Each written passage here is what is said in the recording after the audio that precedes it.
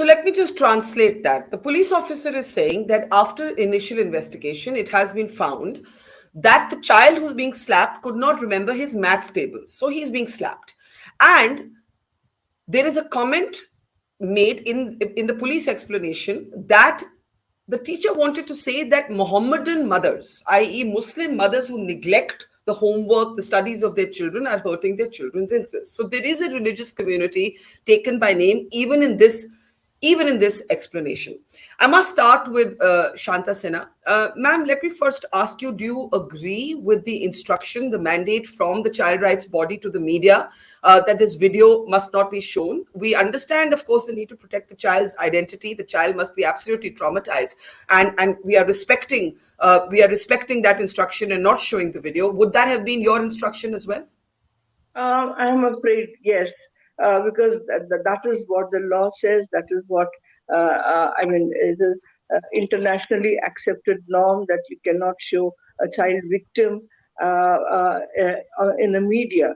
So, although in this circumstance, in this kind of political environment that we are in, to raise the debate, to visibilize the problem, one may have to. But I think in the long run, it's quite justifiable that a child is protected and not shown in the media, because it can hit him while he grows up.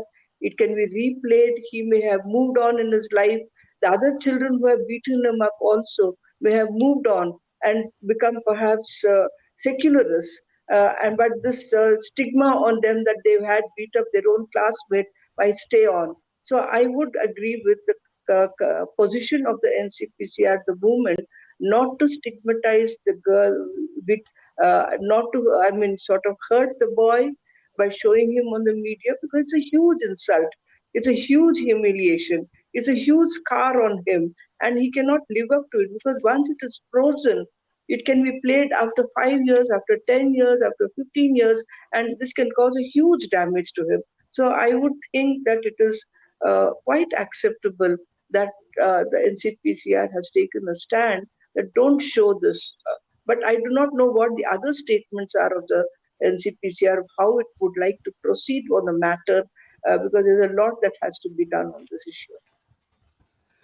Right. Let me actually ask you, ma'am, what is the most urgent thing that should happen vis-a-vis the teacher? I would think that she has to be removed. It doesn't need to have a suspension. It doesn't need to have an inquiry. It is so obvious on the statement that she made that she has to be removed and punished severely for the statement that she's made. As a teacher, and it's not just the police criminalizing. I think she has to be removed as a teacher for good by the education department. She does not qualify to be a teacher at all. This is one thing. But at the same time, I would think, if I were again the chair, this is not a standalone incident at all. It cannot be just this teacher and this school. We know how vicious the atmosphere is, how religion has become weaponized. And today you see how it has become so weaponized, so normalized, that it's become a daily practice also. So one will have to think of a kind of an audit, like you have social audit, a communal audit. There are in many countries, there are race audit of institutions to find out the practices they have.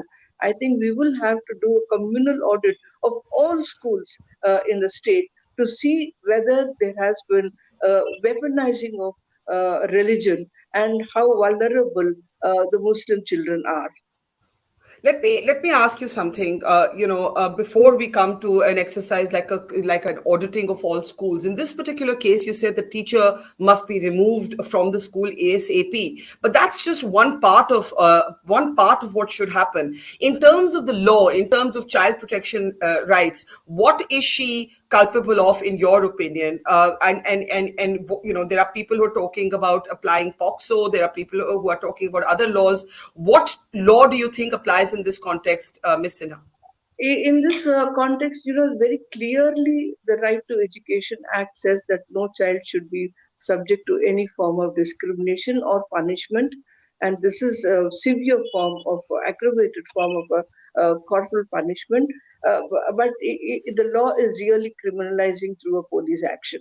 But I think the more important law is that she shall not be a teacher again at all. She has to be disqualified as a school teacher by the education department and say that she can never play a role as a teacher. That is not casted in law, but I think that is what has to be done immediately. Remove her and never allow her to be a school teacher.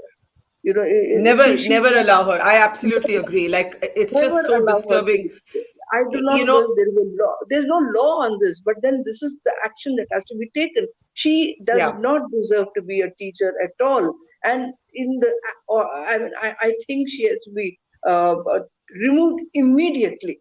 And that yeah, removal can happen only through the education department. They have to give a right. statement and say this is totally unacceptable. You can't do this. Yeah, I think that's important. The police has spoken, but the education department in Uttar Pradesh must speak as well. Everybody must speak.